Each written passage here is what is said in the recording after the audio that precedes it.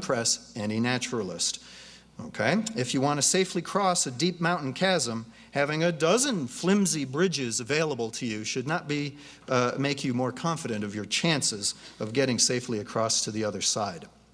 Now, Dr. Craig has described several arguments trying to bridge this chasm to supernaturalism. I'm going to proceed to make some skeptical observations about these bridges in a more sort of general way. We will additionally have a debate and rebuttal time to get into the heart of the details of many of these arguments. So you'll forgive me in my opening statement if I remain at a more general level, trying to give you an impression of what it's like to be an atheist and a naturalist, and we'll get down to hard details soon enough.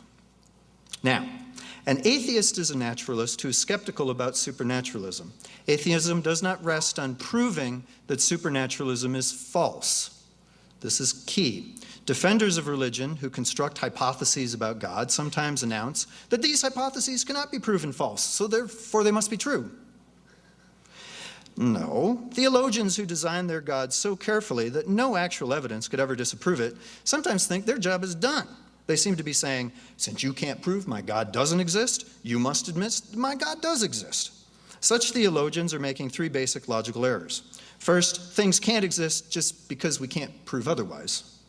An atheist is reasonable because no argument for supernaturalism is strong enough. The burden of proof about God is entirely on the theologian's shoulders. Second, hypotheses do not become more reasonable by adapting to fit all possible evidence. Science does not work that way, despite common misconceptions. Scientific hypotheses earn belief by correctly predicting future new evidence. A hypothesis that can survive any and all evidence makes evidence irrelevant. And so that hypothesis gains no support from any evidence. Third, lots of theologians can design their gods to be evidence-proof. If dozens or hundreds of different supernaturalisms are all claiming to be true in this way, can the atheist be blamed for refusing to accept any of them? In a weird sort of way, if all of them can claim to be true, none of them can be true. Now, when atheists are confronted by these sorts of overconfident theologians and their evidence-proof hypotheses about gods, atheists wonder what happened to good old-fashioned traditional theology. Where did the natural theology of the 16th, 17th, and 18th centuries go? 19th century theology confronted evolution and lost. Maybe 20th century theology lost its nerve too and largely gave up on competing with science for explaining what is going on within the natural universe. Some 20th century theologians went to the extreme position that the most genuine faith is the one that endures despite being completely rationally absurd. Now, atheism can't reason or debate with that sort of irrationalism. Other 20th century theologians were chased out of nature, but they clung to the edges of the universe, claiming that only supernaturalism can account for the most general features of the universe and for the existence of the universe at all.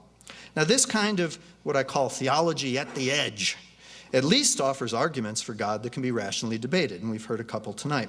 However, such theology still makes no empirically testable predictions, but is simply happy to proceed from whatever science has established so far about nature. Theology at the edge can always keep its marginal place, no matter how far science advances, so long as it always adapts to stay compatible with all scientific knowledge. With the theologies at the edge permanently entrenched in the mysterious darkness beyond science's light, atheism will always have competition, and naturalism will always seem incomplete. Does the atheist deny that dark mysteries will always lurk beyond the known universe? Of course not. The atheist simply refuses to believe any speculative supernatural hypotheses, especially when they refuse to positively contribute to knowledge of how nature itself works. Some of Dr. Craig's arguments for God are good examples of how to do theology at the edge.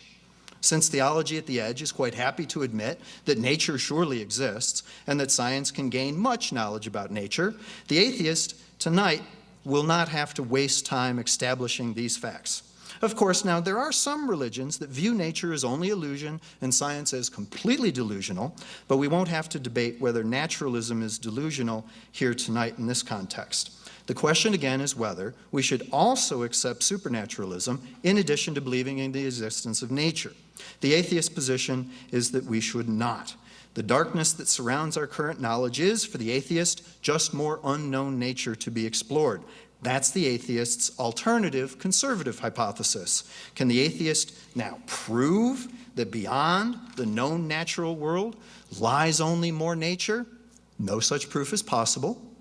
Naturalism at the edge is more reasonable, not because it can be proven true or because supernaturalism can be proven false, but rather because we already place some confidence in science's expanding knowledge, while little confidence can be placed in theology's shrinking retreat. Now just consider the heavy price that must be paid by a theology at the edge. What sort of God must this theologian like Dr. Craig design in order to survive at the fringes and margins of knowledge? Dr. Craig's God, for example, must exist in a timeless, eternal, unchanging state before creating the universe. According to Dr. Craig's argument that nature must have a definite beginning, nothing real could be infinitely long in duration. For Dr. Craig's God then to be real apart from the natural universe, God cannot exist in time before the natural universe exists. No time, therefore no change. And so Dr. Craig's God could not, for example, make any plans, think through ideas, or do anything while in this eternal state. Now, Dr. Craig complains that we cannot conceive of an infinite series of events. Now, Dr. Craig decides this because he says infinities contain contradictions. Now, mathematicians, in fact, actually define what infinite sets are in terms of such contradictions. No implications about reality follow from this at all, and mathematicians should not be consulted about reality. Okay? Now, Dr. Craig complains that we cannot conceive of an infinite series of events, right? Now perhaps, I'm trying to be a humble guy here, perhaps such an infinite is indeed beyond human imagination. But just because something's beyond current human imagination has no bearing on reality either. Reality is doing whatever it's doing, regardless of whether or not we're able to conceive of it. We need to take a different tactic here. For example, is God's eternality any easier for our imaginations? Who really holds the advantage in this debate here? And Dr. Craig also tells us that this eternal, unchanging, perfect God is a person.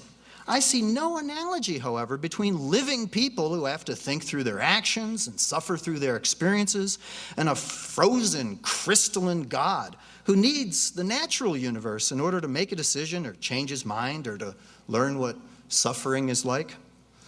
But all this is a problem for Dr. Craig to explain to ordinary Christians, not to this atheist. I don't care. I don't have a dog in this fight.